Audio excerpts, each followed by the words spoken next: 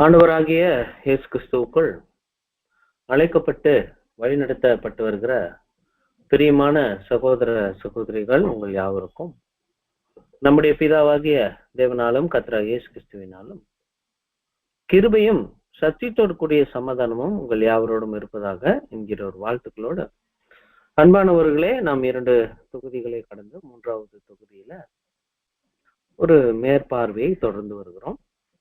இந்த ஒரு தூதன் 3வது தூதன், இந்த தூதனிடமாக இருந்து கற்றுக்கொள்ளக்கூடிய காரியங்கள் நாம் பார்த்து வருகிறோம்.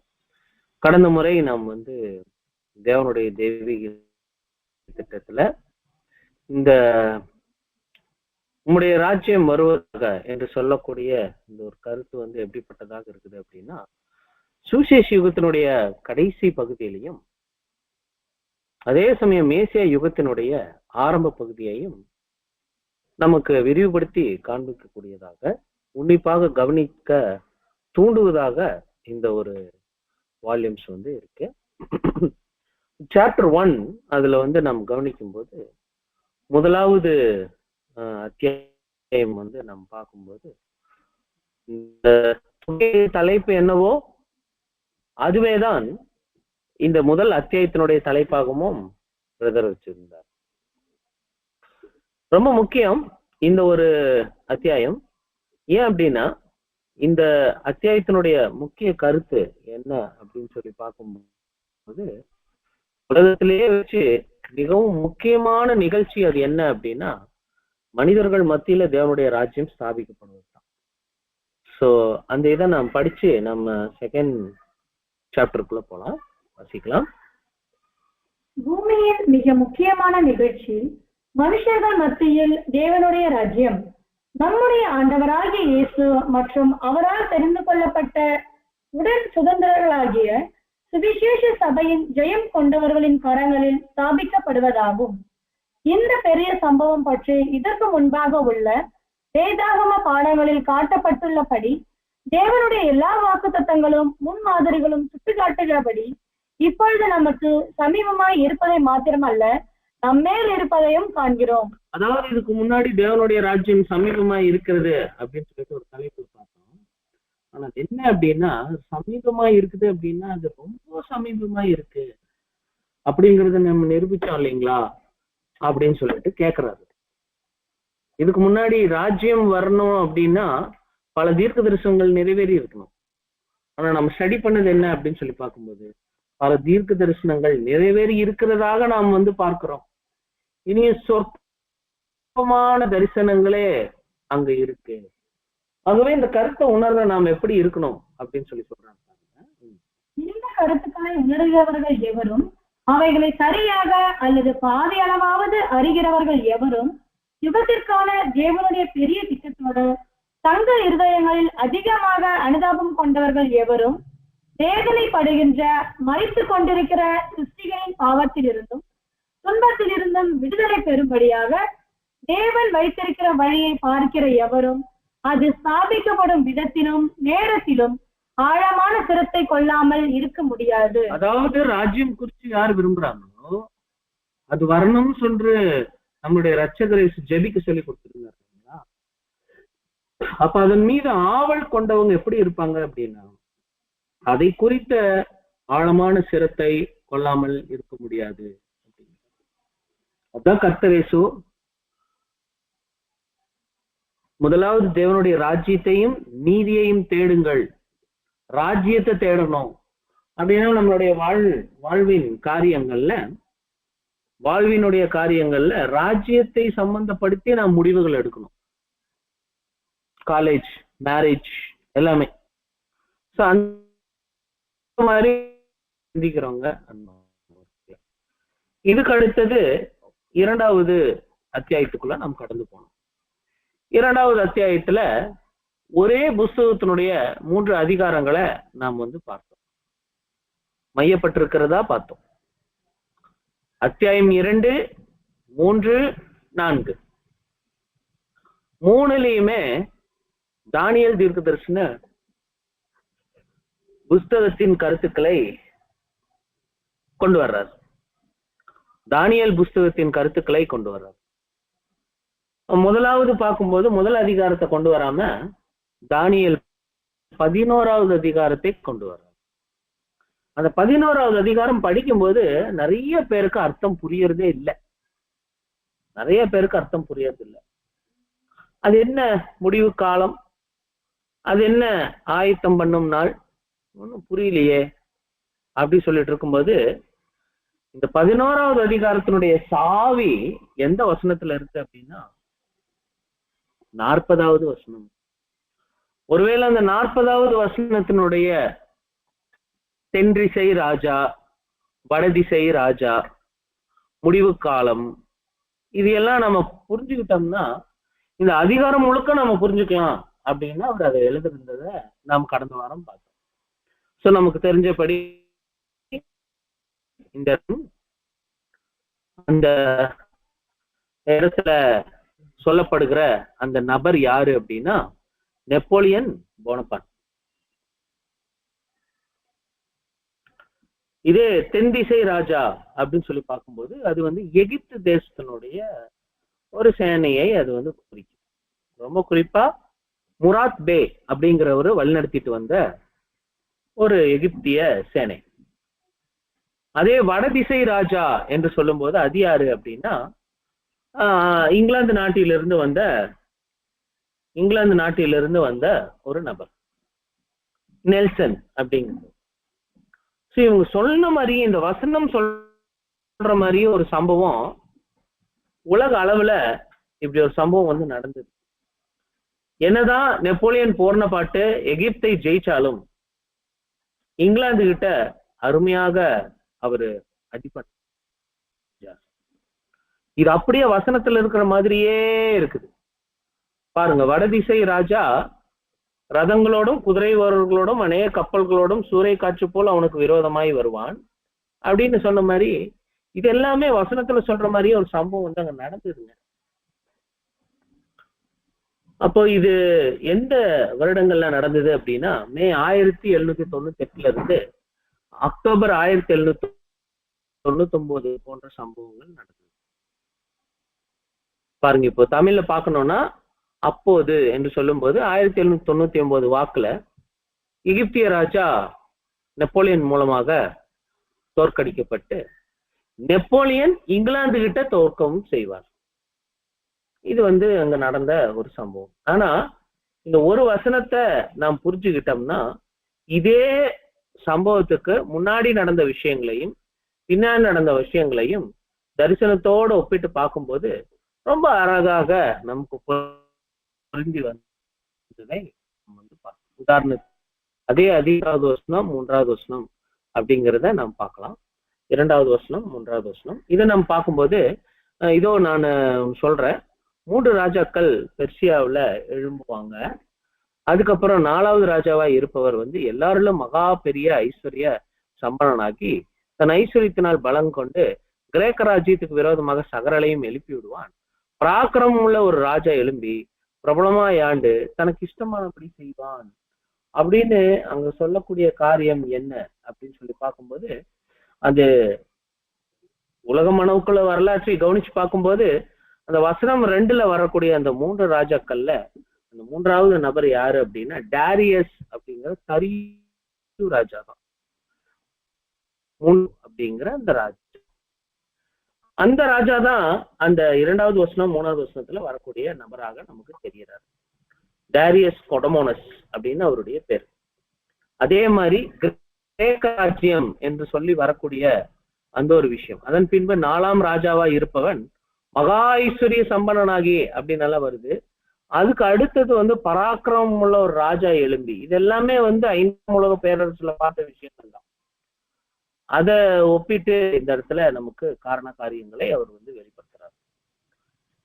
அதுக்கப்புறம் பாத்தீங்க அப்படின்னீங்கன்னா 20-21 நாம் வந்து பார்க்கணும். இந்த வசனத்தை நாம் பார்க்கும்போது செழிப்பான ராஜ்யத்தில் தண்டல்காரனை திரிய பண்ணுகிற ஒருவன் தன் ஸ்தானத்தில் எழும்புவான் இப்படின்னு கர்த்தரேசு வரும்போது குடிமதிப்பு எழுதப்படும்படிக்கு நீங்க அவங்கவுங்க ஊருக்கு போகணும்னு ஒரு சூழ்நிலையை கிளப்பி விட்டார் பாருங்க ஒரு ராஜா. அந்த ராஜா வேற யாரும் கிடையாது. அவர் யாரு அப்படின்னா அகஸ்து ராயர். அகஸ்து ராயன். அவர் பேர் வந்து அகஸ்டஸ் சீசர். இவர் பேர்ல இருந்து வந்ததுதான் ஆகஸ்ட் அப்படிங்கிற மாதம். அப்போ அந்த ராஜா தான் என்ன பண்ணாரு அப்படின்னு சொல்லி பாத்தீங்க அப்படின்னீங்கன்னா, தண்டல் டம் டம் டம் டம் டம்னு அடிச்சு ஊர் ஃபுல்லா போயிட்டு எல்லாரும் வரி கட்டணும் அப்படிங்கிற நியூஸ் சொன்னாங்க இல்லைங்களா. அந்த அந்த நபர் யாரு அப்படின்னு சொல்லி பாத்தீங்க அப்படின்னீங்கன்னா, செழிப்பான ராஜ்யம்ங்கிறது அந்த ரோம ராஜ்யம். அதுல இருந்து உருவாயிட்ட ஒரு ராஜா யாரு? இந்த 11வது அதிகாரம் 20வது வசனம் அது ரோம சாம்ராஜ்யத்தை சம்பந்தப்படுத்தி பேசு அப்படிங்கிறத பிரதர் எழுதுறாரு. அதே மாதிரி இவர் போயிருவாரு. இவர் இப்ப காலத்துல அவமதிக்கப்பட்ட ஒருவன் எழும்புவான் அப்படின்னு காட்டுறாங்க. அவன் என்ன பேசுவார்னா, இச்சகம் பேசி ராஜ்யத்தை கட்டிக்கொள்வான். அது என்ன இச்சகம் பேசி ராஜ்யத்தை கட்டிக்கொள்வான்? இச்சகம் பேசினா ஒண்ணு இல்லைங்க, அது வந்து முகஸ்துதி பண்றது. சில பேரை காரியங்களை நடத்துறதுக்காக பின்னாடி அவங்கள தூஷித்தாலும் அவங்க முன்னாடி அவங்கள புகழ்ந்து புகழ்ந்து பேசுறது. அப்படி புகழ்ந்து புகழ்ந்து பேசும்போது அவங்க மயங்கிடுவாங்க. அவங்க மயங்கினதுக்கு அப்புறம் என்ன ஆகும் அப்படின்னா, இவங்களுடைய காரியங்களை இவர் சாதிச்சு கொள்வார். இப்படித்தான் விஷயங்கள் நடந்தது. ஸோ இது ரெண்டும் இப்ப எங்க வந்துருச்சு அப்படின்னா, கிமு இந்த 3வது அதிகாரம் கிமு 30வது வருடம் வாக்குல அது வந்து வந்துருச்சு. இதுக்கு அடுத்தது அன்பானவர்களே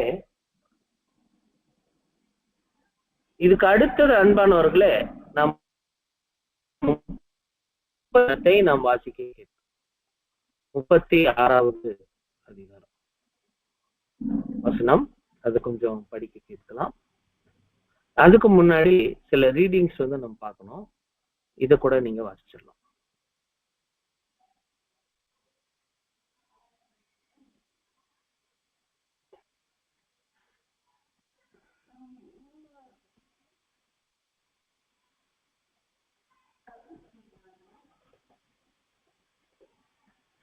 அவரது மிகப்பெரிய செயல் உலக வரலாற்றில் மிகவும் நீடித்த தாக்கத்தை ஏற்படுத்தும் ஒன்று. பேரரசின் மக்கள் தொகை கணக்கெடுப்புக்கு அழைப்பு விடுவித்தது. மக்கள் தொகை கணக்கெடுப்பு வரி வசூலிக்கும் நோக்கத்திற்காக சொத்து உரிமையாளர்களின் பட்டியலை உருவாக்கும். இது முற்றிலும் மத சார்பற்ற ஆணை. காலத்தின் தொடக்கத்திலிருந்தே அரசாங்கங்கள் செய்து வரும் காரியம். முழு சாம்ராஜ்யமும் ஒரே நேரத்தில் பதிவு செய்யப்பட்டிருக்க வாய்ப்பில்லை என்று வரலாற்று ஆசிரியர்கள் கூறுகிறார்கள். அந்த நாட்களில் தகவல் தொடர்பு மெதுவாக இருந்ததால் சில வெளி மாகாணங்களில் மக்கள் தொகை கணக்கெடுப்பு முடிவடைய பல ஆண்டுகள் எடுத்திருக்கலாம். ஒத்துழைக்க உள்ளூர் ஆட்சியாளர்களின் விருப்பத்தை பொறுத்து நிறைய இருக்கும். என்ன அப்படின்னா, நாம 36வது வசனத்திலிருந்து 39வது வசனம் வரைக்கும் பார்க்கறதுக்கு முன்பதாக அந்த 20-21ல அங்க பார்த்தது திபேரியு ராயனும் அகஸ்து ராயனும் தான் அப்படிங்கறத நான் புரிஞ்சுக்கிறதுக்காக நாம் வந்து பார்த்துட்டு இருக்கோம். பாருங்க, அது லூக்கா 2வது அதிகாரம் 1வது வசனத்துல, அந்நாட்களில் உலகமெங்கும் குடிமதிப்பு எழுதப்பட வேண்டும் என்று அகஸ்து ராயனால் கட்டளை பிறந்தது அப்படின்னு 2வது அதிகாரம் 1வது வசனத்துல லூக்கா எழுதுறார். இந்த லூக்கா 2வது அதிகாரம் 1வது வசனம் தானியேல் 11வது அதிகாரம் 20-21 எழுதப்பட்டிருக்க அப்படிங்கிற லிங்க் வால்யூம் ஸ்டடி பண்றவங்க மறந்துடக்கூடாது. சோ 11வது அதிகாரம் 20வது வசனம் கிபி கர்த்தர் இயேசு குழந்தையாக பிறந்திருந்த போது நடந்த சம்பவங்களே அது காட்டு. ஆனா 20லிருந்து 40 வரும் பொழுது அத 1800 வருடங்கள் வாக்குல வந்துடும். இதை வந்து நாம் பார்க்கணும். இன்னொன்னு, வசனங்கள் எப்படி இருக்குது அப்படின்னா ரொம்ப டஃப்ங்க. வந்து நீங்க 36வது வசனம் வாசிக்க கேட்கலாம். 36. ராஜா தனக்கு இஷ்டமானபடி செய்து தன்னை உயர்த்தி எந்த தேவனிலும் தன்னை பெரியவனாக்கி தேவாதி தேவனுக்கு விரோதமாக ஆச்சரியமான காரியங்களை பேசுவான். கோபம் கீழ் மட்டும் அவனுக்கு கைக்கூடி வரும். நிர்ணயிக்கப்பட்டதே நடந்தேறும். சரி, இவங்கள யாராவது இந்த தேவாதி தேவனுக்கு விரோதமாக ஆச்சரியமான காரியங்களை பேசுவான்னு சொல்லிருக்கீங்களா? இந்த தேவாதி தேவனுக்கு விரோதமாக ஆச்சரியமான காரியங்களை பேசினது யாரு? நெப்போலியன் போனபர்ட்.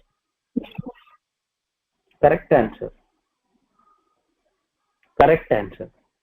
ஏன்னா இந்த இடத்துல கிட்டத்தட்ட நம்ம 1700க்கு மேல வந்தாச்சு.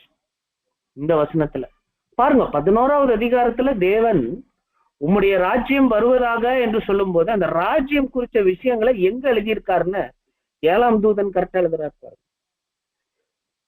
ஆதியாகமத்துல இருக்கா, யாத்ராகமத்துல இருக்கா, சங்கீதத்துல இருக்கா, தேடிட்டே வரும்போது இந்த தானியேல் 11 என்ன அப்படின்னு ஸ்டடி பண்ணும்போது 11வது அதிகாரம் 36வது வசனத்துல முடிவு காலம் அப்படிங்கிறது இந்த தானியேல் 11வது அதிகாரத்துல இருக்குப்பா அப்படின்னு அவர் தெரிய வர்றார். இந்த இடத்துல வர்ற ராஜா நெப்போலியன் போனபர்ட். அவரு எல்லா ராஜாக்களும் போப்பு மார்க்கம் சொல்ற மாதிரிதான் கேட்கணும். ஆனா நெப்போலியன் போனபர்ட் போப்பு சொன்னதெல்லாம் கேட்க மாட்டார், தனக்கு இஷ்டமானபடி செய்வார்.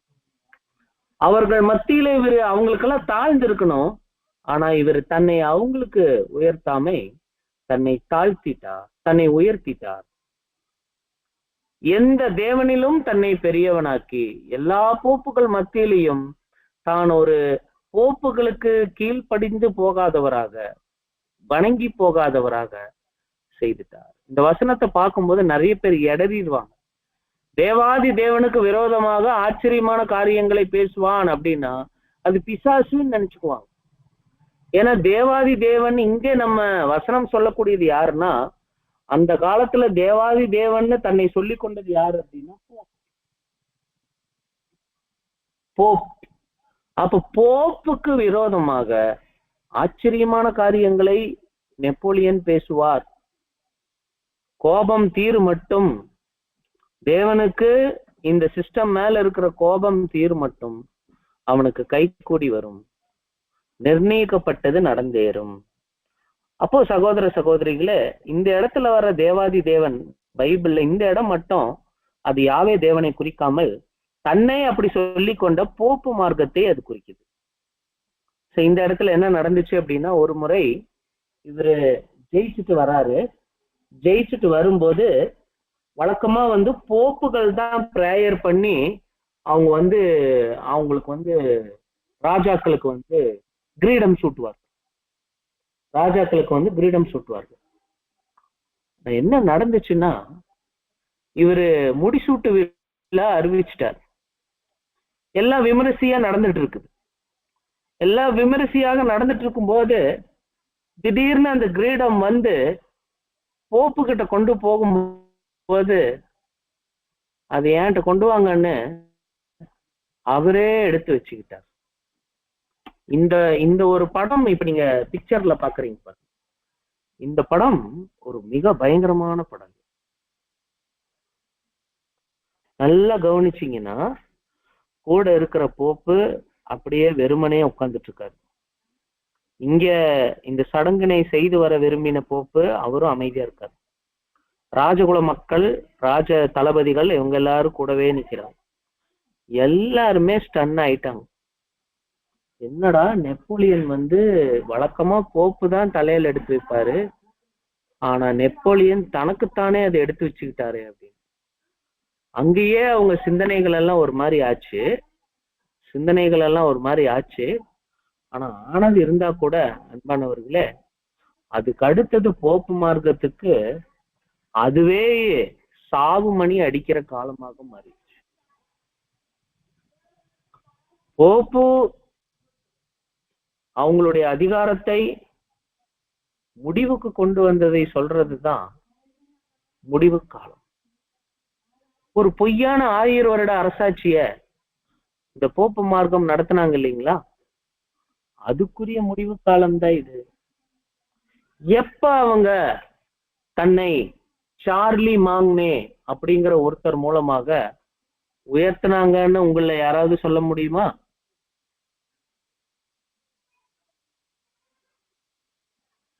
தங்களை ஒரு போப்பு மார்க்கமாக எப்ப உயர்த்தினாங்க? பரிசுத்த ரோம சாம்ராஜ்யமாக. எப்ப உயர்த்தினாங்க? எந்த ஆண்டு? 799. சரியான பதில். 799 அங்க ஆரம்பிக்குது. அங்கிருந்து 1000 வருடம் வரும்போது நெப்போலியன் இந்த மாதிரி ஒரு சம்பவத்தை பண்றாரு. இது எல்லாமே வசனத்தின் தாற்பயமாக நடந்தது.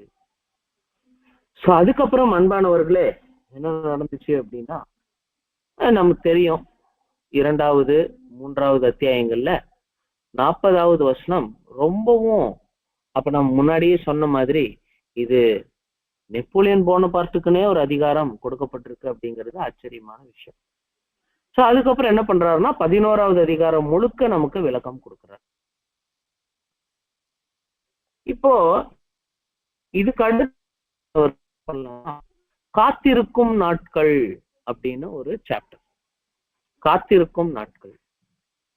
சோ எடுத்தோம்னா 1வது அதிகாரத்தை பயணத்துல தானியேல்ல 11வது அதிகாரத்துக்கு போயிட்டார். அதுக்கப்புறம் எதை எடுக்கிறாரு அப்படின்னா 12வது அதிகாரத்தை எடுக்கிறார். 12வது அதிகாரத்திலையும் ஒரு முக்கியமான ஆதார வசனம் இருக்குது. அந்த முக்கியமான ஆதார வசனம் இப்போ போன 11வது அதிகாரத்துல எந்த வசனம் முக்கியமான வசனம்? எந்த வசனம்? 40வது வசனம். 11வது அதிகாரத்துல கரெக்ட், வெரி நைஸ், 40வது வசனம். அதே மாதிரி தானியேல் 12ல முக்கியமான வசனம் என்ன அப்படின்னா 11. தேவன் இதுக்குள்ளதான் சத்தியம் சாவி வச்சிருக்காரு. அப்போ நம்மளுடைய ஸ்டடி மெத்தட் என்னன்னா, எந்த ஒரு அதிகாரத்தை படிக்கணும்னாலும் அதுல முக்கியமான ஒரு வசனத்தை கட்ட அழுத்தோம்னா மற்ற எல்லாமே ஈஸியா நமக்கு தெரிந்துவிடும்.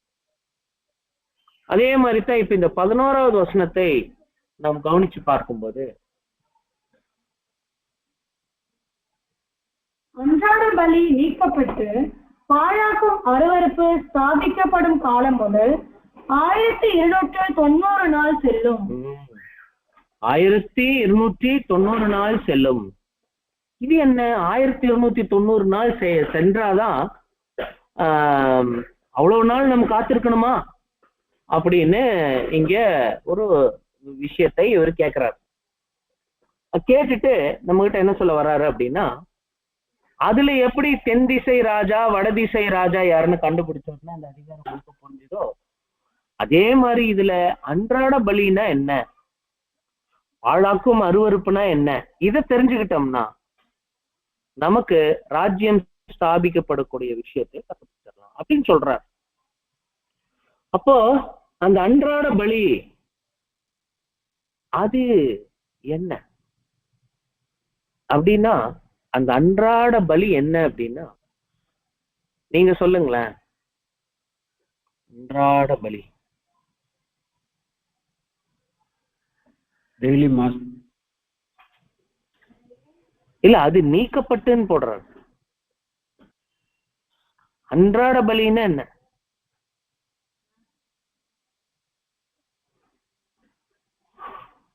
ஈடுபலி டெய்லியும் அது விசுவாசிகளுக்காக அது சாற்றப்படுதலை அது காண்பிக்குது இல்லைங்களா?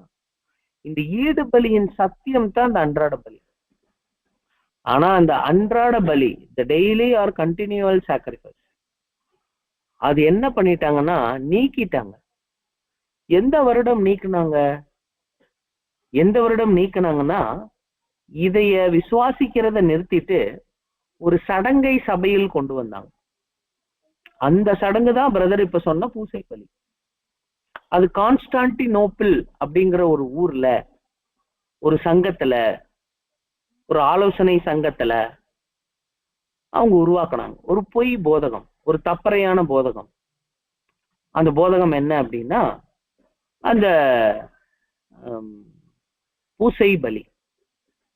இந்த பூசை பலியில அன்பானவர்களை என்ன நடந்துச்சு அப்படின்னா, இந்த தேவனுடைய குமாரனுடைய ஈடுபலியின் புண்ணியங்கள் மறக்கடிக்கப்பட்டு நீக்கப்பட்டு இந்த வெளிப்புறமான ஒரு சடங்கு அங்க உருவாகுது. அது எந்த வருஷம்னா, நோட் பண்ணி வச்சுக்கோங்க, 381. தானியேல் 12வது அதிகாரம் 11வது வசனத்துல நோட் பண்ணி வச்சுக்கோங்க. அது கிபி 321. அதே மாதிரி பாலாக்கும் அருவருப்பு அது நீக்கிட்டு வேற ஒண்ணு என்ன ஸ்தாபிக்கப்பட்டுச்சு அப்படின்னா, அது ஸ்தாபிக்கப்பட்டது அந்த இடத்துல என்னன்னா பூசை பலியை நிர்மாணிச்ச அந்த போப்பு மார்க்கம். அது எப்போ ஸ்தாபிக்கப்பட்டுச்சு அப்படின்னா குறிப்பாக 539. அதாவது ஆஸ்ட்ரோகோத்தியர்கள் அப்படிங்கிறவங்க பின்னாடி ஜஸ்டினியன் ஆர்மி அப்படின்னு ஒரு ஜஸ்டினியன் ஒருத்தர் இருந்தார். அவரு வந்து ரோம சாம்ராஜ்யம் முழுக்க தன்னுடைய கண்ட்ரோல்ல எடுத்துட்டு போப்பே முழு கண்ட்ரோலை நீங்களே வச்சுக்கோங்க அப்படின்னு அவர் கையில கொடுத்தார். அதுதான் 539. அப்போ நம்ம என்ன பார்க்கணும் அப்படின்னு சொல்லி பார்க்கும்போது அன்றாட பலி நீக்கியாச்சு. அதே மாதிரி பாலக்கும் அருவருப்பும் ஸ்தாபிக்கம் ஆயிடுச்சு. எந்த வருஷம் அப்படின்னா 539. இப்ப இந்த 539 இருந்து 1260 யாராவது போட்டு எந்த வருஷம் வருதுன்னு சொல்லுங்களா?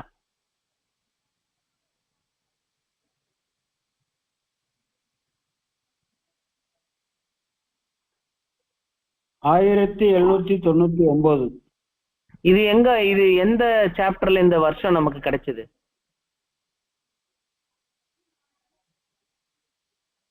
இந்த 1799 இதே வால்யூம்ல எந்த சாப்டர்ல நமக்கு நம்ம பார்த்தோம்? Second chapter. கரெக்ட். அப்ப செகண்ட் சாப்டர்ல நம்ம பார்த்ததும் தேர்ட் சாப்டர்ல நம்ம பார்க்கறதும் ஒரே வருஷம். இவர் என்ன சொல்ல வர்றாருன்னா, 7ஆம் தூதன் தானியேல் 11 தானியேல் 12 2 சாட்சிகளாக நமக்கு ஒரே கருத்தை முன்வைக்குது. ஃபெமிலியர் ஒரு வருஷம், ரொம்ப பழக்கமான ஒரு வருஷத்தை நமக்கு காட்டுது பாருங்க அப்படின்னு காட்டுறாரு. அப்போ அன்பானவர்களே, காத்திருக்கக்கூடிய காலம் அது அங்கதான் இதாகுது. இதுக்கு மேல இந்த 1799 வந்ததுக்கு மேல என்ன நடக்கும் அப்படின்னு சொல்லி பார்க்கும்போது 10வது வசனம் 11வது வசனத்துல அது நமக்கு பிரதரு காட்டுறாரு. சோ நீங்க என்ன பண்ணலாம் அப்படின்னா, இப்போ உங்க மத்தியில நீங்க 12வது அதிகாரம் 10-17 கொஞ்சம் வாசிக்க கேட்கலாம்.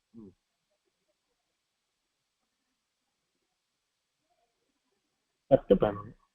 அநேகர் சுத்தமும் வெண்மையும் ஆக்கப்பட்டு உடலிடப்பட்டவர்களாய் விளங்குவார்கள். துன்மார்கரோ துன்மார்க்கமாய் நடப்பார்கள். துன்மார்கரில் ஒருவனும் உணரான், ஞானவான்களோ உணர்ந்து கொள்வார்கள்.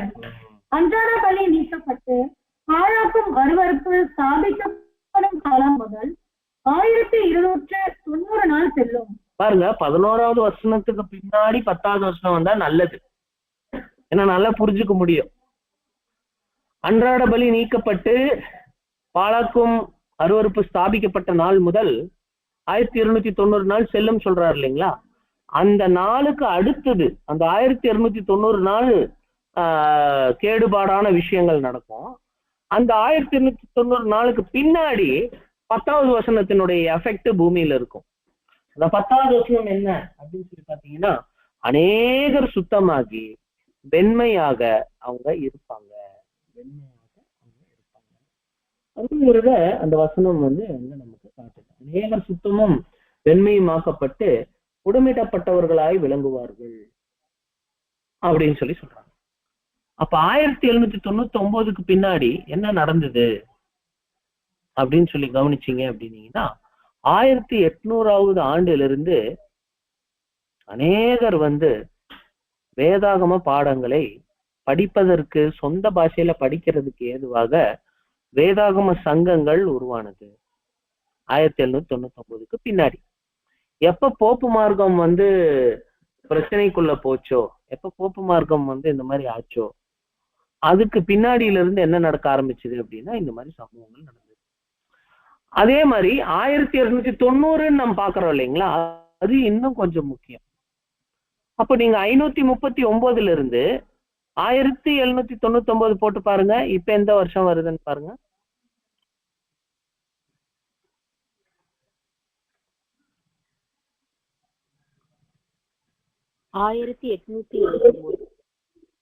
கரெக்ட். 1829 இந்த வருஷம் வரும்போது தான் அட்வென்ட் மூமெண்ட் நடந்துச்சு. அதாவது என்ன அர்த்தம்னா, அட்வென்ட்னா கர்த்தரேசுவின் வருகை. இதுக்கு இன்னொரு பேர் இருக்கு, மில்லர் மூமெண்ட் அப்படின்னு பேர். பாருங்க, இவ்வளவு நாள் உலகம் ஓடிக்கொண்டுதான் இருந்தது. ஆனா எப்போ நெப்போலியன் வந்து முடிச்சுட்டு போனாரோ, போப்பு மார்க்கத்துக்கு ஒரு முடிவை கொடுத்துட்டு போனாரோ, அதுக்கப்புறம் பாத்தீங்கன்னா பைபிள் சொசைட்டி வருது. அதுக்கப்புறம் பைபிள் படிக்க ஆரம்பிச்சு அடுத்த 30 வருடத்துல கிறிஸ்து இயேசு திரும்பி வருவேன்னு சொன்னாரே. நம்ம மோஸ்ட்லி பஸ்கா சமயங்கள்ல பார்ப்போம் இல்லைங்களா, பஸ்கா சமயங்கள்ல. அப்ப அந்த பஸ்கா சமயங்கள்ல பார்க்கக்கூடிய கர்த்தரேசுவினுடைய அந்த 14வது அதிகாரம், யோவான்ல 15வது அதிகாரம், மெயினா 14வது அதிகாரத்துல நான் எப்போது போற மாதிரி நான் திரும்பி வருவேன் அப்படின்னு சொன்னார் பாருங்க. அவர் வந்தாதான் ராஜ்யம் ஸ்தாபனம் ஆகும். அப்ப அவர் வருவார் அப்படின்னு நினைக்க ஆரம்பிச்சு அதை தேடக்கூடிய கேர்ஃபுல் ஸ்டடி ஆஃப் பைபிள், வேதாகமத்தை கர்த்தரேசுவின் 2ஆம் வருகை அப்படிங்கிற ஒரு கோணத்துல ரொம்ப தெளிவா படிக்க ஆரம்பிச்சாங்க. அதுதான் 10வது வசனத்தின்படி அநேகர்னு அங்க சொல்லப்படுகிற சில நபர்கள். அவங்க சுத்தமானாங்க, வெள்ளையானாங்க, அருமையா பைபிள்ஸ் படிக்க ஆரம்பிச்சாங்க. ஆனா அவருடைய கால்குலேஷன் படி அவர் இந்த 1829ல ராஜ்யம் ஸ்தாபனம் ஆயிரும் அப்படின்னு நினைச்சார். ஆனா வேதாகமத்துல இன்னொரு வருஷம் இருக்கு. அதுதான் என்ன அப்படின்னா தானியேல் 12:12. தானியேல் 12:12 வாசிக்கலாம். 1335 நாள் மட்டும் காத்திருந்து சேருகிறவன் பாக்கியவான். பாருங்க, அப்போ அன்பானவர்களே 1290 நாளை கணக்கு போட்டுட்டு அப்ப இப்பதான் வருவாரு அப்படின்னு சொல்லிட்டு அந்த 1829 பார்த்துட்டு இருந்தாங்க 12வது அதிகாரம் 16வது வசனத்தின்படி. ஆனா உண்மையாலுமே அவர் வந்தது எப்போ அப்படின்னா அது 1335 நாள் சேர்த்து பேக்கணும். அப்படி பார்க்கும்போது எந்த வருஷம் வருது நமக்கு? 1874. கரெக்ட், 1874. சோ அப்போ நம்ம மெயினா நம்ம பைபிள்ல எழுதி வச்சுக்க வேண்டிய, மறக்காம இருக்கிறதுக்கு நம்ம எழுதி வச்சுக்க வேண்டிய ஒரு முக்கியமான விஷயம் என்ன அப்படின்னு சொல்லி பாத்தீங்க அப்படின்னீங்கன்னா அது 539. 539 தானியேல் 12வது அதிகாரம் 11:12 எழுதி வைக்கணும். அப்படி நம்ம எழுதி வச்சோம் அப்படின்னம்னா இனி நாம் சந்திக்கும் போது நமக்கு அது ஞாபகமாக இருக்கும். இதுக்கு அடுத்தது ஒரு முக்கியமான கருத்து சொல்றாரு பாருங்க. இந்த ஆசீர்வாதத்தை வார்த்தைகளால் விவரிக்க இயலாது. நாம் அதை விவரமாக சொல்ல வேண்டும் என்றால் ராஜ்யத்தின் புது திராட்சை ரசத்தால் ஆவியில் புதுப்பிக்கப்பட்டவர்கள் மாத்திரமே அதை ஏற்றுக்கொள்ள முடியும். அதாவது மில்லர் அவரோட சேர்ந்து 1829ல கர்த்தரேசு வந்துருவாருன்னு, அதுக்கப்புறம் நடந்த சில நிகழ்வுகள்ல வந்துருவாருன்னு நம்பி ஏமாந்துட்டாங்க சில பேர். ஆனா 1335 சில நாள் காத்து இருக்கணும், இன்னொரு 45 வருஷம் பக்கத்துல போனோம் அப்படிங்கறது அவங்களுக்கு தெரியலீங்க. ஆனா தெரிஞ்சதுக்கு அப்புறம் என்ன சொல்றாங்கன்னு பாருங்க. ஆகவே அதை கூற இயலாது, அது உணர்ந்து பார்க்கக்கூடிய ஒன்றாகும். 1335 தீர்க்க தரிசன அடையாளமான நாட்களின் முடிவில் இருந்து, அதாவது ஆண்டவருடைய பிரசனத்தை பற்றி விலை மதிப்பற்ற சத்தியத்தின் நாட்களில் இருந்து இந்த சுவிசேஷ யுகத்தின் அறுவடை காலத்திலும் மிகாயேலின், அதாவது கிறிஸ்துவின் ராஜ்யம் ஸ்தாபிக்கப்படுகிற நாட்களுக்குள்ளும் நாம் இப்பொழுது வாழ்ந்து கொண்டு இருக்கிறோம். அப்போ 3rd வால்யூம் எழுதும் போது அவரு கண்டுபிடிச்சிட்டாரு நம்ம ராஜ்யத்துல இருந்துட்டு இருக்கிறோம் அப்படிங்கிறத உணர்ந்துதான் இந்த வரிகளை அவர் எழுதுறாரு. கிட்டத்தட்ட அவர் வந்தே அநேக ஆண்டுகள் ஆயிருச்சு, அதனால இந்த டைம் ரொம்ப விசேஷமான டைம் அப்படின்னு பேசுறாரு. அடுத்தது கூட வாசிக்கலாம். இந்த அனுகூலமான நேரம் எவ்வளவு ஆசீர்வதிக்கப்பட்டதாக இருக்கிறது. 1335 நாட்கள் நிறைவேறியவுடன் வெளிப்பட துவங்கிய மேன்மையான திவ்ய திட்டத்தில் எவ்வளவு இசைவும் அழகும் உள்ளது. இந்த ஆசீர்வாதத்திற்கும் முழுமையாக தெய்வீக திட்டத்தை இப்போது ஜீவிக்கிற பரிசுத்த ஜனங்கள் அறிந்து கொள்ளவும் இது ஏற்ற காலமாய் இருப்பதால் இந்த வேதாகம தொகுப்புகள் வெளியிடப்பட்டு கொண்டிருக்கின்றன. இதை பெறுவது நம் கையில் இருக்கிறது. பரிசுத்த ஜனங்களை தவிர வேறு எவரும் இதை புரிந்து கொள்ள முடியாது. இது ஒரு நன்மையாக வழங்கப்படுகிறது. துன்மார்க்கரில் ஒருவனும் உணரான். மேலும் உலக பிரகாரமாக ஜீவிக்கிறவர்களோடு ஐக்கியம் வைத்து இருக்கும் பரிசுத்த ஜனங்களும், துன்மார்க்கர் இருக்கும் இடங்களில் ஞானமற்ற நிற்பவர்களும், பரியாசக்காரர் உட்காரும் இடத்தில் உட்காருகிறவர்களும் அறிந்து கொள்ள மாட்டார்கள். இந்த ஆசீர்வாதத்தை அனுபவிக்க மாட்டார்கள். இது இப்பொழுது கர்த்தருடைய வேதத்தில் பிரியமாயிருந்து இரவும் பகலும் அவருடைய வேதத்தில் தியானமாய் இருக்கிற பரிசுத்தவான்களுக்கு, உண்மையாகவே ஞானவான்களாக இருக்கிறவர்களுக்கு மாத்திரமே உரியது. சொல்றாரு, இந்த உண்மை எங்களுக்கு எப்படி தெரிஞ்சிருக்குது அப்படின்னா, தேவன் கூட இணைஞ்சிருக்கிறவங்களுக்கு மாத்திரம்தான் சத்தியம் கிடைக்கும் அப்படிங்கிற ஒரு கருத்தை அவர் வந்து பேச பாருங்க. தானியேல்ல 11வது அதிகாரம் பார்த்துட்டோம், 12வது அதிகாரம் பார்த்துட்டோம், 3rd வால்யூம்ல 2nd chapter 3rd chapter இவைகளோடு பின்னி பிணைஞ்சிருக்கிறத நாம் வந்து பார்த்துட்டோம். அடுத்தது அத்தியாயம் 4. ஆனா அதுக்குரிய சாப்டர் என்ன அப்படின்னா தானியேல் 8.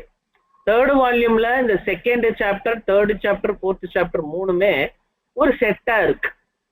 இது என்ன? பரிசுத்த ஸ்தலத்தை சுத்திகரித்தல். அந்த பரிசுத்த ஸ்தலம் எங்கே இருக்கும்?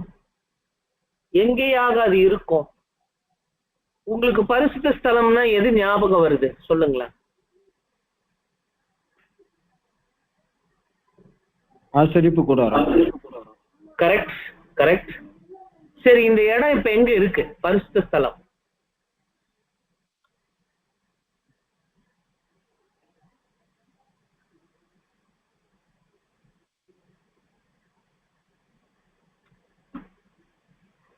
இது கொஞ்சம் வித்தியாசமான ஒரு கேள்விதான்.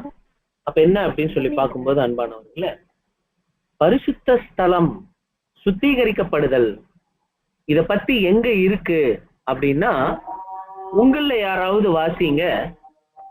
தானியேல் 8வது அதிகாரம் 10லிருந்து 26 வரைக்கும் நம்ம படிக்கணும். ஆனா நீங்க 13, 14 மட்டும் வாசிங்க. உங்கள யாராவது.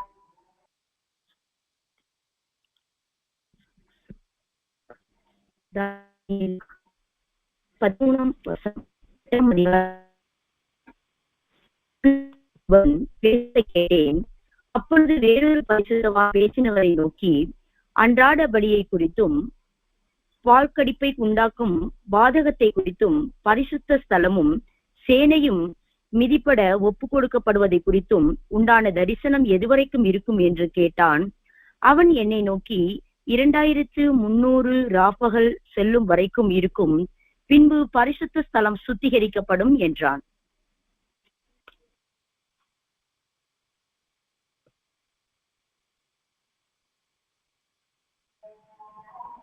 அன்பானவர்களே, இந்த ஒரு இடத்துல நமக்கு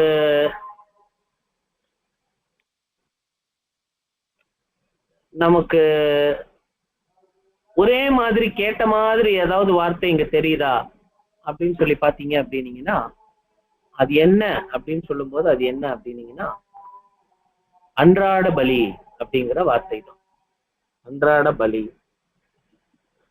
அதே மாதிரி இந்த ஈடுபலியை குறிச்சுதான் இங்க மீண்டும் 8வது அதிகாரத்துல முன்பதாகவே பேசப்படுகிறத நாம் வந்து பாக்குறோம். இதுக்கு அடுத்தது நீங்க கவனிச்சீங்க அப்படின்னீங்கன்னா, இது ஆக்சுவலா சூழ்நிலை என்ன அப்படிங்கிறத நம்ம முதல்ல நல்லா புரிஞ்சுக்கணும். இந்த சூழ்நிலை என்ன அப்படின்னு சொல்லி சொல்லும் போது, தானியேல் வந்து முட்டி போட்டு ஜெபம் பண்றார். தானியேல் முட்டி போட்டு ஜெபம் பண்றார். ஜெபம் பண்ணி, ஆண்டவரே, எங்களுக்கு எப்பங்கப்பா விடுதலை கிடைக்கும்? நாங்க இப்படி அடிமையா வந்து பாபிலோன்ல சிக்கி இருக்கிறோமே, எங்களுக்கு எப்போ ஒரு நல்ல நாள் கிடைக்கும்? எங்களுடைய பழைய நிலைமைகள் எல்லாம் எப்பங்க மாறும் அப்படிங்கிற மாதிரி அவர் வந்து கேட்டிருக்கிறார்.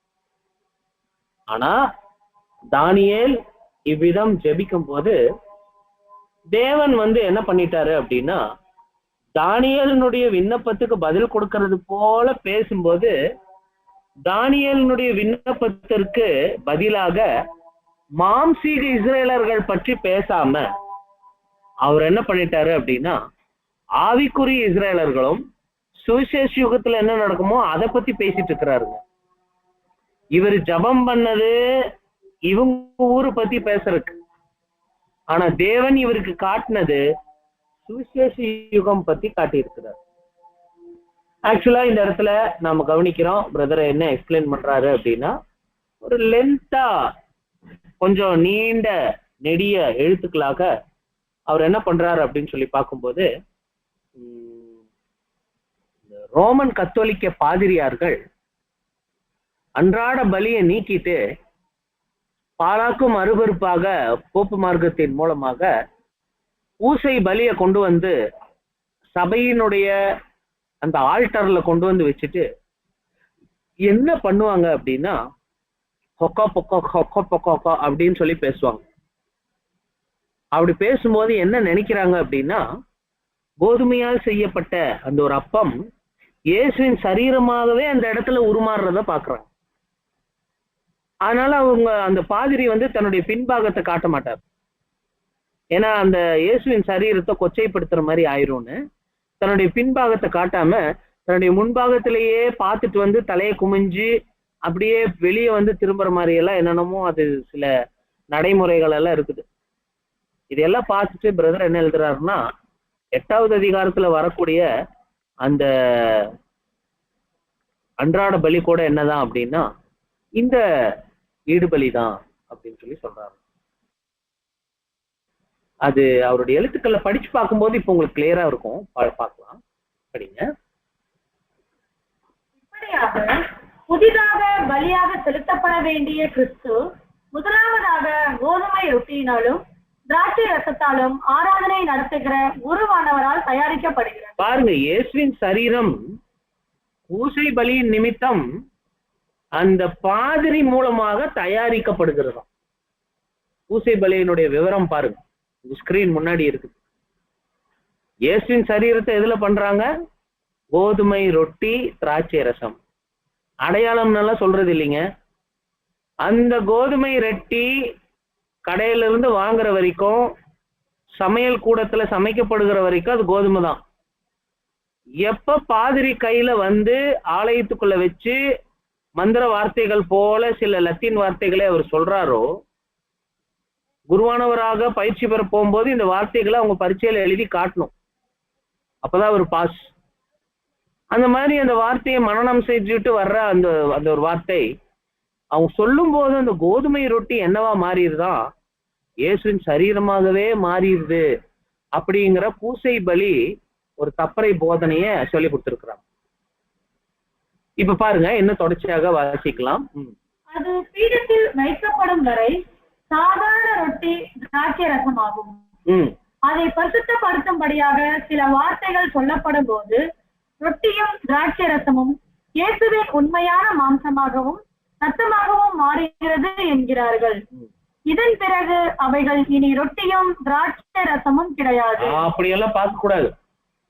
ஒன்ஸ் அவர் வார்த்தை சொல்லிட்டாருன்னா, அந்த பலிபீடத்துல யாருடைய வெட்டப்பட்ட சரீரம் இருக்குதுன்னா, சிலுவையில தொங்கினார் இல்லைங்களா, அவரோட கொஞ்சம் சரீரம் அந்த ஆலயத்துக்குள்ள இப்ப இருக்குது. அதனால எல்லாரும் கனகச்சிதமா ரொம்ப கேர்ஃபுல்லா இருக்கணும், ரொம்ப மரியாதை கொடுக்கணும், அவங்களுடைய பின்பாகத்தை கூட காட்டிடக்கூடாது. இதெல்லாம் சொல்லி கொடுப்பாங்க. அடுத்தது, அது போன்றே தோற்றம் அளித்தாலும் கூட இந்த மாறுதல் பொருளில் ஏற்படுகிற மாற்றம் என்று அழைக்கப்படுகிறது. அதாவது டிரான்ஸ்சப்ஸ்டான்சியேஷன் அப்படிங்குவாங்க. ஒரு பொருள் மறுபொருளாக உருமாற்றம் அடைகிறத சொல்றாங்க.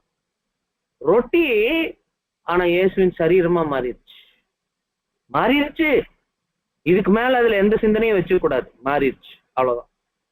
இப்படி யோசிக்கிறாங்க. அப்புறம் மந்திரம் போன்ற 5 லத்தீன் வார்த்தைகள் ரொட்டியையும் திராட்சை ரசத்தையும் உண்மையான மாம்சமும் ரசமுமாக மாற்றுகின்றன. அந்த வார்த்தைகளாவன: ஹோக் எஸ் ஆக்டம் கார்பஸ் மியம் அப்படின்னு சொல்லுவார். சொன்ன உடனே அந்த மாவு பொருளாக இருக்கிறது மாம்ச பொருளாக மாறிடுது. இப்போ எந்த குருவானவரும் இப்படியாக கிறிஸ்துவை புதிய பலியாக செலுத்தும்படி மாம்சத்தில் அவர்கள் உருவாக்க முடியும் என்று கூறப்படுகிறது. இதெல்லாம் என்ன சகோதர சகோதரிகள், என்னது இது? இதெல்லாம் என்ன? அப்போ நம்ம இந்த 4வது அத்தியாயத்துல கவனிச்சோம் அப்படின்னம்னா, பிரதர் என்ன கொடுக்கிறாருன்னா 3 விஷயங்கள் நமக்கு புரிய வைக்கிறார். ஒண்ணு இது எப்ப செய்ய ஆரம்பிச்சாங்களோ அப்ப தேவனுடைய சத்தியம் அது அங்க இல்லாம போயிடுச்சு. தேவனுடைய சத்தியம் எங்க எப்ப இல்லாம போச்சோ, இந்த பூசபலி வந்த போது இல்லாம போச்சோ, அப்ப அந்த பரிசுத்த ஸ்தலம் அசுத்தமாயிருச்சு. பூசபலியை கொண்டு வந்ததுனால பரிசுத்த ஸ்தலம் அது அசுத்தமாயிருச்சு.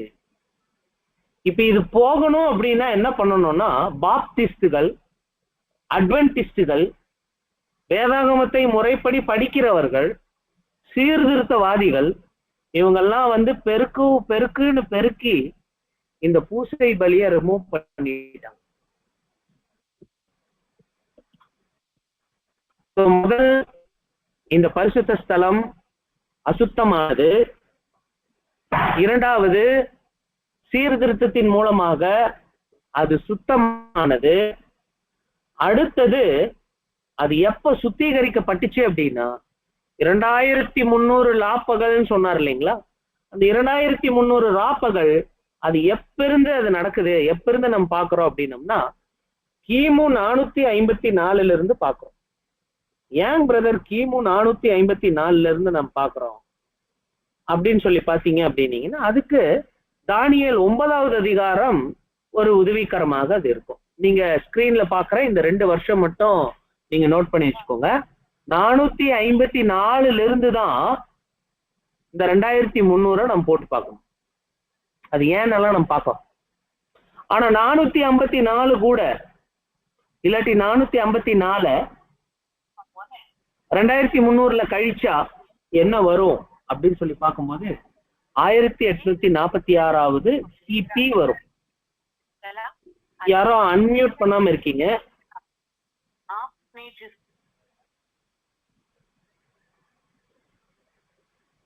யாரோ மியூட் பண்ணாம இருக்கீங்க?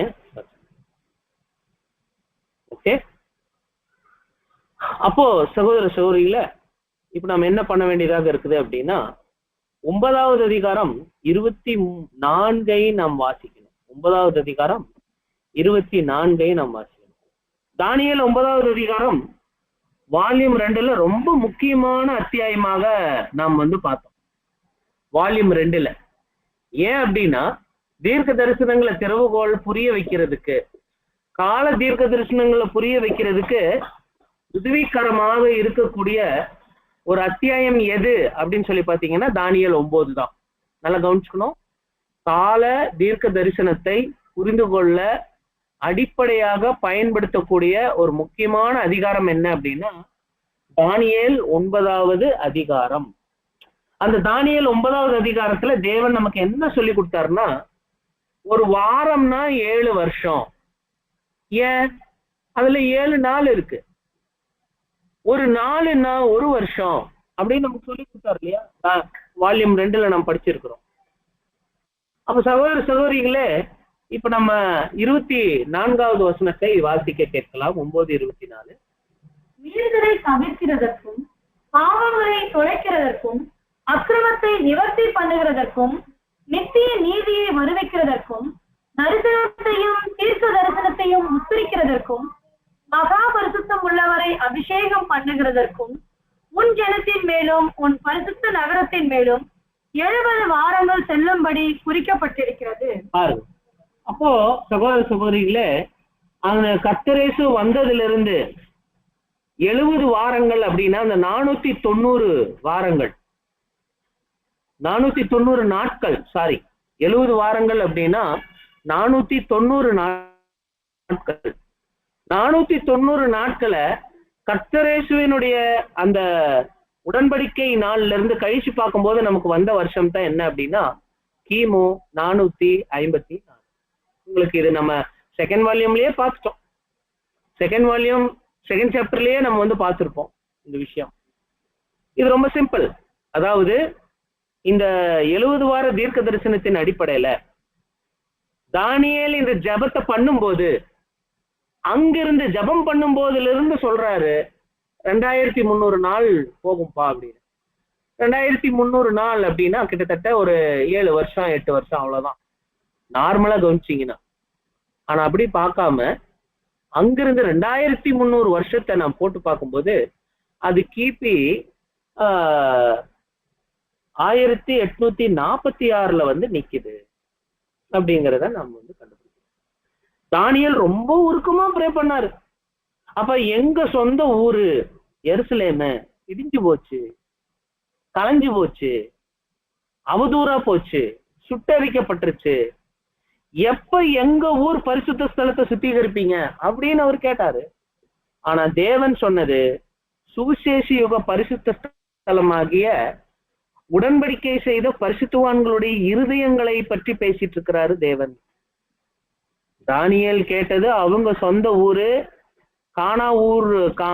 கானான் சுதந்திரிச்ச இஸ்ரேல் ஜனங்களுடைய எருசலேம் பத்தி கேட்டுக்கிறார். ஆனா தேவன் இங்கிருந்து 2300 நாள் வச்சுக்கோப்பா அப்படின்னு சொல்லிட்டாரு.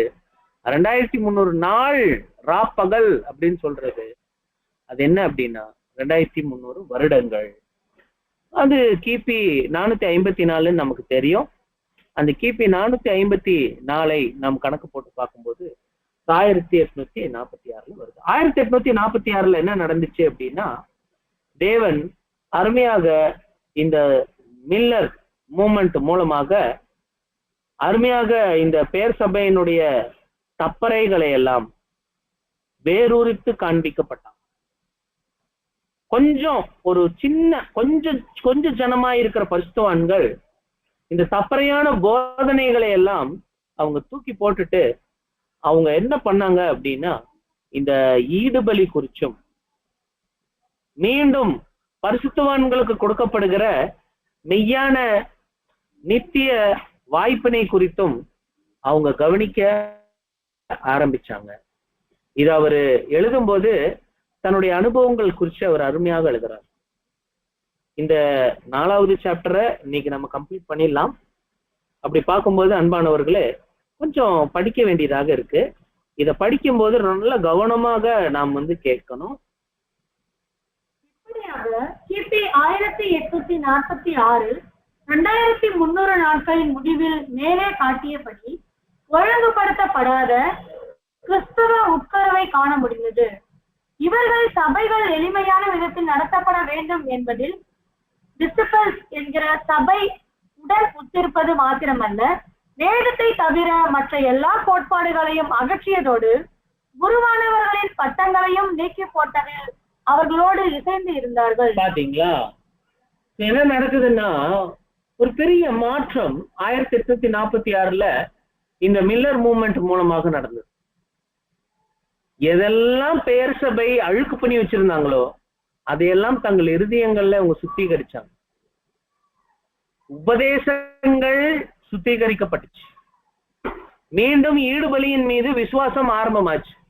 இதையத்தான் இந்த சம்பவத்தை தான் பரிசுத்த ஸ்தலம் சுத்திகரிக்கப்படும்னு அவர் அன்னைக்கு சொன்னார். அடுத்தது, மேலும் அவர்கள் வெளிப்புறமான ஞானஸ்நானம் என்கிற கருத்தில் பாப்டிஸ்ட் சபை உடன் இசைந்து இருந்தார்கள். மேலும் லூதருடன் போப்பின் ஆட்சி முறைதான் பாவ மனிதன் என்கிற கருத்தில் இணைந்து இருந்ததோடு கீழ்த்தரமான நிலையில் உள்ள இந்த சபை வேசிகளுக்கும் அருவருப்புகளுக்கும் தாய் என்கிற கருத்தோடும் இணக்கம் காட்டினார்கள். இவர்கள் எந்த விதமான விட்டு கொடுக்கும் கருத்துக்களையும் ஏற்றுக்கொள்ளாமலும் அல்லது உலகத்தோடு எந்த உறவும் வைத்துக் கொள்ளாமலும் தனித்து நின்று முக்கியமான பக்தி சர்வ வல்லமையுள்ள தேவனிடத்தில் வைக்கக்கூடிய சாதாரண நம்பிக்கை, அவருடைய மாறாத கட்டளைகளில் விசுவாசம் வைத்தல் போன்றவைகளை கற்றுக் கொடுத்தார்கள். பாருங்க எவ்வளவு அந்த அளவுக்கு சுத்திகரிக்கப்பட்டிருக்கிறாங்கிறத நீங்க பாருங்க. இன்னும் அவங்களை குறிச்சு வாசிக்கும் போது எப்படி சுத்திகரிக்கப்பட்டிருந்தாங்கன்னு பாருங்க. இந்த சம்பவத்தை தான் தேவன் தூதன் மூலமாக தானியேலுக்கு இங்கிருந்து நீ கேட்கறல்ல பரிசுத்த ஸ்தலத்தை பத்தி, நான் ஒரு பரிசுத்த ஸ்தலம் வச்சிருக்கிறேன், அந்த இடம் எப்படி சுத்தமாகும் அப்படின்னா இங்கிருந்து 2300 நாள். பாருங்க தேவன் எவ்வளவு அருமையா என்னென்ன எப்பப்ப நடக்குங்கிறத முன்னாடியே கணிச்சு வச்சிருக்கிறார் பாரு. அவருடைய எல்லாம் அறிந்த அவருடைய ஆற்றலை நீங்க கொஞ்சம் கவனிச்சு பாருங்க. தானியேல் கிட்ட சொல்லும் போது 1846 என்ன நடக்கும்னு தெளிவா சொல்லி இருக்கிறார். அடுத்தது, மேலும் கிறிஸ்துவே எல்லாருக்கும் ஆண்டவர் என்று ஏற்றுக்கொண்டு அவர் இப்போது திவ்ய சுபாவத்தில் பங்குள்ளவர் என்று ஏற்றுக்கொள்வதுடன் யெகோவா அவருடைய சொந்த குமாரன் தம்முடைய ஆண்டவராகிய இயேசு அவருடைய சொந்த பிதா என்கிற வேதத்திற்கு அப்பாற்பட்ட நியாயமற்ற கருத்திலிருந்து காக்கப்பட்டார்கள். மேலும் நித்திய ஜீவனம் சாவாமையும் தற்போது கிடைக்கக்கூடியவைகள் அல்லவென்றும் இயேசு கிறிஸ்து மூலமாக உயிர்த்தெழுதலில் தேவனுடைய வெகுமதிகளாக மாத்திரம் எதிர்பார்க்கப்பட வேண்டியவைகள் என்பதையும் பார்க்க துவங்கினார்கள். இதெல்லாம் நம்ம 136 படிக்கிறோம். இன்னும் கூட அந்த சுத்திகரிப்பு குறித்து வாசிக்கலாம். நம்முடைய சுத்திகரிப்புக்கு அடையாளமாக இதற்கு பின்பு எப்பொழுதுமே ஒரு வகுப்பினர் இருக்க வேண்டும், மற்ற சபை பிரிவினரிடம் இருந்து தனித்து இருக்க வேண்டும் என்று தேவன் ஒழுங்கு பண்ணுவது போன்று இந்த 1846 ஆண்டிலேயே புரொட்டஸ்டன்ட் பிரிவினர் ஒரு பெரிய ஒழுங்குமுறையில் ஒன்று கூடினர். அது இவாஞ்சலிக்கல் அலையன்ஸ் என்று அழைக்கப்படுகிறது. இந்த ஒழுங்குமுறை, அதாவது சுத்திகரிக்கப்பட்ட பரிசுத்த ஸ்தலத்தை பற்றிய புதிய கருத்துக்களை மனதில் கொண்டு மனிதனின் சாவாமையில் தனது விசுவாசத்தை தெளிவாக்கினது. அதை தனது சமய கோட்பாட்டில் 9வது கட்டளையாக சேர்த்தது. இப்படியாக அது தனித்து நின்றது. இன்றைக்கும் மற்ற கிறிஸ்தவர்களிடம் இருந்து தனித்து தேவனுடைய பிள்ளைகளின் ஒரு கூட்டமாக, ஆண்டவருடைய சுத்திகரிக்கப்பட்ட பரிசுத்த ஸ்தலமாக, சத்தியத்தின் ஸ்தலமாக நிற்கிறது. இது வேற யாரும் இல்லைங்க, நம்ம தாங்க. பரிசுத்த ஸ்தலம் சுத்திகரிக்கப்படும் அப்படின்னு அன்னைக்கு அவர் சொன்னது எதே அப்படின்னா நம்மள. இது ஆனாதான் ராஜ்யம் வரும், ஆனாதான் ராஜ்யம் வரும். அடுத்தது, இந்த சுத்திகரிக்கப்பட்ட பரிசுத்த ஸ்தல வகுப்பினரோடு மற்ற சாந்தமான விசுவாசமுள்ள தேவ பிள்ளைகள் அன்றைய நாளில் இருந்து சேர்க்கப்பட்டு வருகிறார்கள். சாந்தத்தின் ஆவியையும் சத்தியத்தின் மேல் உள்ள அன்பையும் இழந்து போகிறவர்கள் இதிலிருந்து நீக்கப்பட்டுள்ளார்கள். இன்னும் கூட வாசிக்க வேண்டியதாக இருக்கு. நன்கு முறைப்படுத்தப்பட்ட எதிர்ப்புகளில் இருந்தும் பெரும்பான்மையாக காணப்படுபவர்களில் இருந்தும் தங்களை சுத்திகரிக்கப்பட்ட ஸ்தலமாக தங்களை நிலைவரப்படுத்திக் கொள்வது என்பது தைரியத்திற்கும் விசுவாசத்திற்கும் உள்ள கடுமையான பரீட்சையாக உள்ளது. ஆமாங்க, இந்த உலகம் அந்த அசுத்தமான காரியங்கள்ல நம்மள இழுக்கும் போது நம் தைரியமாகவும் விசுவாசமாகவும் என்ன பண்ணணும் அப்படின்னா, நம்மள அந்த இடத்துக்கு போகாம நம்மள இந்த சைடு கூட்டிட்டு வர்றதுக்கு அதே சொல்ற மாதிரி தைரியம் விசுவாசம் வேணும். அதில் ஒரு சிலரே நிலைத்து நிற்பவர்களாக காணப்படுகிறார்கள். கொஞ்சம் பேர் தான் காணப்படுவாங்க. அப்புறம் பெரும்பாலானோர் தங்களுக்கு முன்பு இருந்தவர்களின் வழியை பின்பற்றுகிறார்கள். உலகத்தின் பார்வையில் கௌரவமானவர்களாக காட்ட முயற்சிக்கிறார்கள். எப்படியோ அதிகமான எண்ணிக்கையில் பெருகி சற்று வெறுக்கப்படாதபடி இவர்களில் சிலர் இன்னொரு ஒழுங்குமுறையை துவங்கினார்கள். ஒரு கோட்பாட்டை உண்டு பண்ணினார்கள். அவர்கள் தங்களை 2ஆம் வருகை சபை என்று பெயரிட்டு அழைத்துக் கொண்டார்கள். அவர்கள் கற்றுக்கொள்ள வேண்டியதெல்லாம் கற்று முடிந்தாயிற்று என்ற நம்பிக்கையில் அதற்கு பிறகு எவ்வித முன்னேற்றமும் இன்றி அப்படியே இருந்து விட்டார்கள். பரிபூர்ண நாளுக்கென்று தங்கள் அதிகமாக பிரகாசிக்கிறவர்களின் வழியை பின்பற்றாத அநேகரை போன்று அவர்களில் அநேகர் முட்டாள்தனமான வஞ்சகத்தில் விழுந்து கிடக்கிறார்கள். இதுல இருந்தெல்லாம் நம்ம மாறி என்ன இருக்கிறோம் அப்படின்னா வெளியே வந்திருக்கோம். சரி, ஃபைனலா இந்த சாப்டர்னுடைய நிறைவுல நமக்கு என்னென்ன ஆலோசனைகள் கொடுக்கிறாரு அப்படின்னு சொல்லிட்டு பாருங்க. முதலாவதாக சுத்திகரிக்கப்பட்ட ஸ்தலத்திற்கு அடையாளமாக இருந்தவர்களில் அநேகர் இப்படியாக மறுபடியும் அடிமைத்தனம் என்கிற நுகத்தில் சிக்கிக் கொண்டாலும் இன்னும் சிலர் சுயாதீனத்தோடு இருந்து அவரை அறியும்படி பின்பற்றியவர்கள், அவருடைய சுத்திகரிக்கப்பட்ட ஸ்தலத்திற்கு அடையாளமாக இருந்தவர்கள், அவருக்கு சொந்தமானவர்களாக அவருடைய வழியில் நடத்துதலால் அதிகமாக ஆசீர்வதிக்கப்பட்டு இருக்கிறார்கள். இது அவர் சொல்றாரு, நாம அதுல இருந்து பிரிஞ்சு வந்திருக்கிறோம். நாம தான் அந்த சாங்சுவரி கிளாஸ், நாம தான் அந்த பரிசுத்த ஸ்தல வகுப்பார். இதை நாம் ஞாபகம் மறக்க கூடாது. அடுத்து சொல்றாரு, குப்பையும் பாழாக்கும் அருவருக்கும் 1844 முற்றிலுமாக நீக்கப்பட்டிருந்தால் இந்த காலம் இன்றும் சரிப்படுத்தப்படாத விஷயங்களை சரிப்படுத்தவும் தேவனுடைய மகிமையான திட்டத்தை வெளிப்படுத்தவும் முன்னேற்றம் அடைய செய்யக்கூடியதாகவும் இருக்கும். மெய்யான சத்தியங்கள் தப்பறைகளை நீக்கிவிட்டு அங்கே இடம் பிடிக்க வேண்டும். ஆமாங்க, மெய்யான சத்தியங்கள் தப்பறைகளை நீக்கிவிட்டு அங்கே இடம் பிடிக்க வேண்டும். நம்ம பேசிக் சப்ஜெக்ட் பகிர்ந்தளிச்சு ஒருவேளை நல்ல சகோதரர்கள் வராங்க அப்படின்னா அவங்க பரிசுத்தலமாக மாறுறாங்க, அவங்களுடைய இருதயம் பரிசுத்தலமாக மாறுது. நீங்களே தேவனுடைய ஆலயம்னு சொல்றாரு இல்லைங்களா, அந்த விஷயங்கள் தான். அடுத்தது கூட படிக்கலாம்.